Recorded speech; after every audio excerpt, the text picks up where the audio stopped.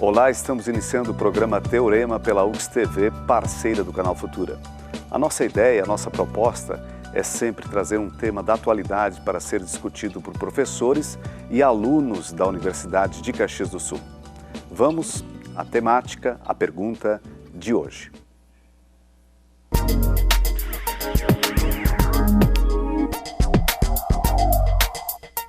Segundo o dicionário, fisiologia é a ciência que trata das funções orgânicas pelas quais a vida se manifesta. O Fisionews, anualmente realizado na cidade de Caxias do Sul, busca propiciar à comunidade acadêmica o contato continuado com os fundamentos e os recentes campos de estudos da fisiologia. O evento reúne pesquisadores da área e tem como um dos objetivos demonstrar o fascínio que o estudo do corpo humano pode despertar. Além disso, o estudo da fisiologia traz diversas contribuições para o nosso cotidiano. Por isso, o teorema de hoje pergunta: qual a relação entre fisiologia e qualidade de vida? Então, como é de praxe, para responder essa questão, nos ajudar a aprofundar o assunto, nós temos a presença hoje de dois professores da Universidade de Caxias do Sul. O professor André Reis, que é professor de medicina aqui da UX, e o professor Rafael Colombo, professor de fisiologia. Sejam bem-vindos, professores. Obrigado. Vamos à nossa discussão, então, de hoje, né? Qual a relação, qual a importância da fisiologia no nosso cotidiano? Quem quer começar, está mais afim de informar os nossos telespectadores? Começando por ordem alfabética, André, pode ser? Pode ser, perfeito. Bem-vindo, André. Prazer, satisfação falar contigo, Jacó, e com teus telespectadores. Eu, como oncologista, sempre fui um colaborador, procurei ser um colaborador do ensino da fisiologia por ter uma convicção de que, para os telespectadores entenderem um pouquinho melhor, falar de fisiologia é falar do ensino e da compreensão de como é que se dá o funcionamento normal do nosso corpo, e isso muitas vezes acontece no momento muito inicial do ensino da medicina. E por vezes o acadêmico ele não compreende exatamente qual é a aplicabilidade que aquilo vai ter. Então é nosso compromisso tornar muito claro para ele que aquele aprendizado é absolutamente crucial. São aqueles fundamentos que a gente coloca protagonista. E hoje se fala muito em inserção no mercado e por vezes os alunos estão muito vinculados a ferramentas que eles só vão encontrar lá no final da formação deles. E eu costumo dizer que o domínio da fisiologia talvez seja uma das mais importantes ferramentas que eles podem desenvolver para ter uma inserção no mercado de forma protagonista. De que maneira? Podendo ter ferramentas para inseri-lo na pesquisa, na geração de conhecimento, e percebendo que se eles não dominarem esse tema, a assistência, o cuidado dos pacientes também vai estar prejudicado, porque não tem como a gente tratar o mau funcionamento do nosso corpo se a gente não bem compreender como é que ele funciona na sua normalidade. Então, acho que não é por outra razão que esse evento, que esse simpósio, que essa discussão da fisiologia tem tomado a dimensão que tem tido, e muito em função do mérito do Rafael, que vem organizando e percebeu essa necessidade. Professor Rafael, aproveitando já essa colocação inicial do professor André, hoje temos muitas especialidades, né? E a gente às vezes brinca, de repente você tem que buscar alguém que é especialista no joelho direito, etc. Mas é fundamental essa base, então, do conhecimento, como funciona o nosso corpo, o todo, como tudo colabora para o equilíbrio, para a saúde, enfim, para a manutenção da vida. Sim, hoje. Bom, como foi dito anteriormente pelo professor Reis, a fisiologia ela é abordada de forma separadamente nos cursos das áreas da saúde. Entretanto, a gente busca o tempo inteiro, todo momento, uma integração entre o funcionamento dos diferentes órgãos. Porque é importante para o aluno ter um conceito de homeostase, equilíbrio entre os diferentes sistemas. Então, esse é o principal objetivo da disciplina de fisiologia para os cursos das áreas da saúde. Perfeito, Rafael. E até por essa importância que foi decidido ter um simpósio, é anual, é isso? É anual. Isso, ele acontece normalmente no segundo semestre do ano, mas, entretanto, existe uma outra opção, que é a pesquisa pré-clínica. O Reis falou muito bem da questão da aplicação da fisiologia na parte clínica, mas a gente também tem a pesquisa pré-clínica, que é o uso de animais para tentar entender o funcionamento desses sistemas e achar novas perspectivas terapêuticas para o tratamento das doenças. Então, esse foi um dos principais objetivos do evento. Trazer pessoas que trabalham com a pesquisa experimental, que têm um lastro importante na área da pesquisa, para que as pessoas aqui da universidade, alunos e professores, tenham contato com esses indivíduos e façam parcerias, né? Esse é um dos principais objetivos, sabendo que a ciência hoje ela depende de uma integração entre diferentes professores do estado, do país e até a internacionalização da pesquisa. Esse é um dos objetivos. Perfeito. Professor André, o senhor vê assim como algo que está sendo retomado, está ganhando mais destaque na formação dos profissionais, principalmente os médicos? Toda vez que a gente fala na busca de qualificação da assistência, eu como oncologista vivo uma especialidade que é protagonista em função da questão do estigma que o câncer traz, do temor que ele traz. E a gente frequentemente é desafiado a entregar aos nossos pacientes o que exista de vanguarda em termos de tratamento, em tudo isso que se coloca na mídia leiga como Sim. perspectiva.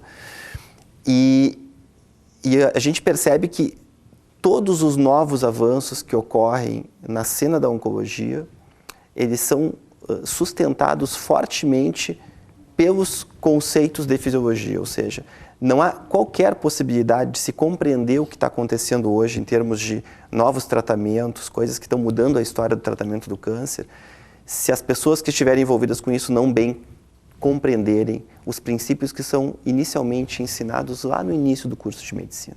Então é isso que a gente tenta despertar, não só quando a gente está lá ministrando aula para os nossos alunos do primeiro, segundo semestre, que é fazê-los perceber que aquele momento inicial do curso não é um momento de menor importância.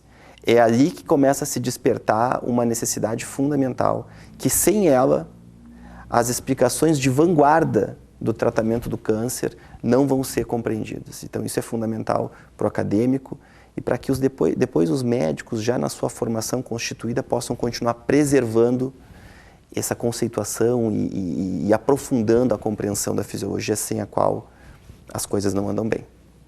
Rafael, o que você destaca nesse simpósio Fisionews? Eu destaco a qualidade dos profissionais que vão palestrar. Nós nos preocupamos com o corpo docente que vai fazer parte desse evento. Fica bem claro, bem nítido para nós da comissão organizadora que ele evoluiu bastante nesses últimos 5 anos. E a gente tem uma perspectiva de, no próximo ano ou daqui 2 anos, tornar esse evento um evento internacional.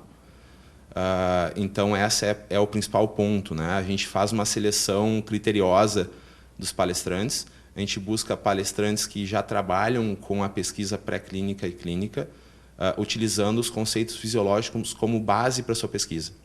Então, esse é o principal ponto do evento, a qualidade dos professores envolvidos. Ele acontece, qual é a data do simpósio? Dia 28 e dia 29 de setembro, agora esse mês, segunda e terça-feira, à noite. Tá? Vai ser realizado no UX Teatro. Quem tem interesse encontra informações no site da universidade? No site do evento. Nós temos um site do evento que é www.fisionews.com. Mas a pessoa pode ter acesso também, o interessado pode ter acesso pelo site da universidade, pelos eventos da extensão. Vou jogar uma pergunta aqui que no primeiro momento pode ser totalmente fora, né? A gente fala de físio, né? Mas esses órgãos todos funcionando, etc., o que é a emoção, o que o estado de espírito da pessoa tem a ver com isso, professor André?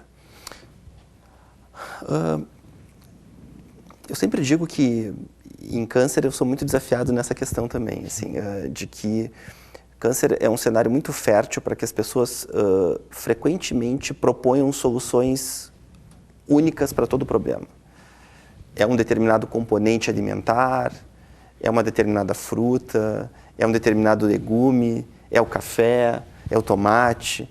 Tudo isso resolve circunstancialmente os problemas ou é o grande vilão. E eu sempre digo que toda vez que se propuser soluções pontuais para uma doença tão heterogênea e tão mobilizadora do nosso sistema orgânico, isso já inicia mal. As doenças, de modo geral, elas são produto de um desequilíbrio multifuncional. E isso só aumenta a relevância dessa compreensão da fisiologia, que é uma disciplina absolutamente integrativa. Isoladamente, órgão a órgão, a gente não vai conseguir explicar os processos de doença que nos acometem. E por aí eu respondo a tua pergunta. Negligenciar que o aspecto psíquico, emocional, faça parte da predisposição a algumas doenças, se eu não considerar que isso é fundamental, isso é absolutamente burro. Eu não tenho dúvida que no câncer, que é o que me toca, os desequilíbrios emocionais, a falta da serenidade, se não tivermos serenidade, por mais que tenhamos bons hábitos, isso não vai nos afastar das doenças. Mente serena, mente equilibrada, ela é um pressuposto fundamental para que todo o resto funcione bem. Então, isso é fundamental, mas também não é único. Certo. Bons comportamentos vão complementar isso. É interessante essa questão, né, que foi colocada. Hoje em dia, a gente vive um momento de muito estresse, né, uma sobrecarga emocional bem grande. A rotina de trabalho, o dia a dia é bem corrido, né, e o fator ambiental que vem de fora, o que a gente recebe do ambiente, interfere completamente na homeostase, nesse equilíbrio do corpo que a gente vem comentando aqui anteriormente. Um dos fatores importantes para que isso se torne um transtorno, né, e nesse caso um transtorno neuropsiquiátrico, por exemplo, é o fator estresse e inflamação sistêmica, que já existe uma relação muito próxima. Uma pessoa estressada, ela, entre aspas, está mais propensa à inflamação sistêmica, corporal. E essa inflamação atinge o sistema nervoso central, afetando a função do sistema nervoso central, de áreas específicas relacionadas com comportamento, sono, memória. Então, existe uma influência muito grande do que a gente recebe do meio, de como a gente lida com esse meio, para esses transtornos que hoje em dia estão tão em voga, como a depressão, né? Exatamente. Então, existe uma relação bem íntima entre esses eventos ambientais e a depressão, e a ansiedade, esquizofrenia. Professor André, na próxima semana, então, acontece o Physio News, aqui na UX. O senhor é um dos palestrantes, né? Sim. Pode antecipar um pouco qual vai ser a abordagem da sua fala? Sim. Acho até que, de alguma forma, aquilo que vai ser motivo da nossa fala explica um pouquinho as razões que levam a gente estar participando do evento, nos ajuda a explicar que as doenças certamente são produto de múltiplas falências e que isso pode ter uma repercussão muito mais multifuncional do que essas explicações que nós estávamos antes tentando esclarecer, voltadas para coisas muito pontuais. Isso não resolve os nossos problemas. Eu vou falar sobre imuno-oncologia. O que é isso?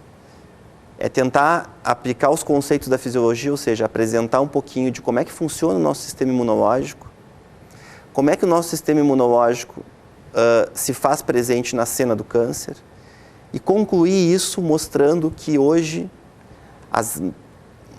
os mais importantes avanços no tratamento do câncer dizem respeito a medicamentos que melhoram a resposta imunológica do paciente ao câncer que ele está portando. Ou seja, se eu não entender como é que o meu sistema imunológico funciona, qual a importância que ele tem na resposta ao câncer, eu não vou entender porque hoje, e a gente acabou de ter o Congresso Americano, que é o mais importante na área da oncologia, no mês de junho, mostrando que as drogas que produziram talvez um dos maiores impactos no tratamento do câncer na última década, foram drogas que interviram sobre a resposta do nosso sistema imunológico no câncer. E não só um tipo de câncer. Essas drogas estão promovendo uma mudança na história e nos resultados dos mais diversos tipos de câncer. Então a gente está conseguindo apresentar, espera poder apresentar para os alunos, um conceito que está lá presente no início dos cursos da área da saúde, e que é absolutamente fundamental para entender a vanguarda. Quando as pessoas percebem isso, elas percebem quão importante é o que eu estou estudando agora, e quem sabe eu não possa ser um gerador de hipótese de pesquisa lá na frente. Essa é a grande intenção que certamente o Physio News tem, e eu não tenho dúvida que ao longo dos anos tem conseguido. Só para ressaltar, então, é muito importante essa área da defesa do organismo que acaba sendo melhor ativada, utilizada com o tratamento. O grande tema protagonista na cena de discussão do câncer hoje é que o nosso sistema imune diante do câncer, de alguma maneira pela própria doença, ele ficava meio desligado. A própria doença desligava a nossa resposta imunológica. E nós descobrimos medicações que são capazes de religar o sistema imune e fazer com que ele tenha uma ação muito mais efetiva contra a doença e fazendo com que as respostas e os resultados sejam muito melhores. Rafael, aí já uma amostra, né, da qualidade que vai ser esse evento. Certamente com muitas pessoas envolvidas, muito trabalho, muita organização. Sim. Eu acho importante falar sobre isso, né, que quando eu olho para trás, nesses últimos 5 anos, eu vejo que o evento ele deu certo porque ele teve um envolvimento de muitas pessoas, né, e um envolvimento de corpo e alma, né. As pessoas que estão envolvidas com o PhysioNews, elas realmente trabalham para que o evento tenha sucesso. Então, lá no início, nós contamos com 10 alunos que nos ajudaram a organizar o evento, que eram monitores da fisiologia. Hoje em dia, nós temos uma liga acadêmica de fisiologia geral e as tarefas são todas divididas de forma equilibrada entre todas as pessoas que fazem parte do evento. Então, elas sentem parte do evento. Quando a gente chega no dia 28, 29 agora de setembro, e eu olho para o lado, para os antigos monitores correndo de um lado para o outro e interessados em ver o evento fazer sucesso, né, eu vejo que esse envolvimento nada mais é do que a relação que eles criam com o grupo que está organizando. Então, isso é fundamental. Além de contar com os antigos monitores, né, membros da Liga atualmente, nós contamos com o pessoal da PAP, de apoio a projetos, em especial a Carla Decó, que também atua de forma intensa na organização do evento, né, ao Centro de Ciências Biológicas e da Saúde, que nos auxiliou para que a gente consiga fazer esse evento aqui no UX Teatro, né, e aos nossos patrocinadores e apoiadores, que também a gente precisa de financiamento em dinheiro, né, para pagar as contas do evento. Então, nós temos uma ajuda da Sociedade Brasileira de Fisiologia, que também compra o PhysioNews já há 2 anos. Né? O nosso evento está vinculado à Sociedade Brasileira de Fisiologia, à The Instruments, à Sterilizare. Né? Então, todo esse apoio é fundamental para que tudo saia de acordo. Vocês terão participação de outras instituições também? Além da Universidade de Caxias do Sul? De alunos, etc.? Alunos sim. Alunos sim. O evento é organizado só para membros da universidade. Isso foi uma questão também que foi discutida no 2º ano do evento. A gente teve convites para levar o evento para fora da universidade, mas nós discutimos dentro da comissão e não achamos interessante para o grupo e para a universidade que esse evento saísse daqui. Né? Justamente o objetivo inicial lá era trazer pesquisadores com influência nacional e internacional para compartilhar os seus conhecimentos conosco, aqui em Caxias. Então, não fazia sentido nenhum levar esse evento para um outro lugar. Né? Mas nós contamos com os palestrantes que vêm de outros locais. Nós temos palestrantes esse ano da Unicamp, né, de São Paulo, da Universidade Federal do Rio Grande do Sul e de outros locais do estado. Mas, basicamente, 80% a 90% das pessoas que fazem parte do evento são pessoas aqui de Caxias. Você falava da Liga, Rafael. Professor André, eu lembrei que pelo menos havia outras ligas também, essa forma de organização de estudantes, professores que pegam um ramo, uma temática e realmente se dedicam ou ficam atentos, promovem eventos. É interessante e parece que no curso acontece muitas vezes, né? É porque é inegável. Nós não podemos ter a ilusão que o estudo das diversas cenas e áreas que envolve o ensino na área da saúde se esgote com o espaço que nós temos no curso de graduação. Se nós não movermos iniciativas, motivação, para que se crie espaços fora do cenário habitual de carga horária da graduação, se não houverem esses espaços complementares, nós não vamos conseguir entregar o que os alunos de fato precisam dominar, até para que eles possam fazer as suas escolhas lá na frente, de uma maneira mais madura, compreendendo melhor como é que é o cotidiano, e muito do que as ligas ensinam é entender como é que se dá o cotidiano daquele professor, daquele especialista, fora da academia. Ou seja, como é que o dia a dia de um profissional em determinada área se dá, quais são as possibilidades de inserção profissional, isso eu sempre digo que é importante.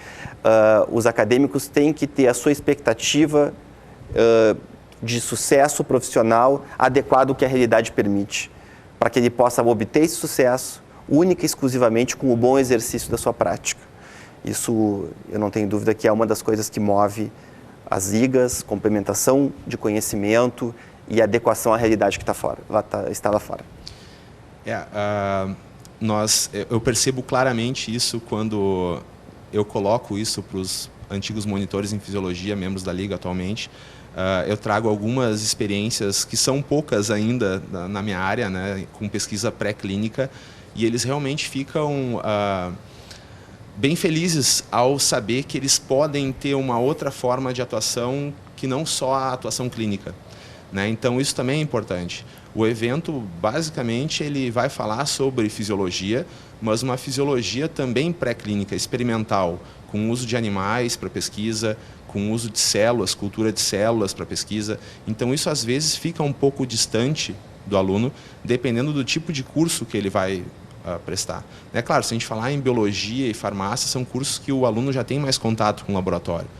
Mas agora, se a gente pensar em outros cursos, como nutrição, educação física e até medicina, são cursos mais práticos, né? Mais clínicos. Então, o aluno ter contato com esses professores que trabalham com pesquisa, com produção de novo conhecimento e conhecimento de ponta, isso motiva, né, uma nova perspectiva profissional. Ok. Bom, mais informações, então, pode procurar direto no site do evento. www.fisionews.com.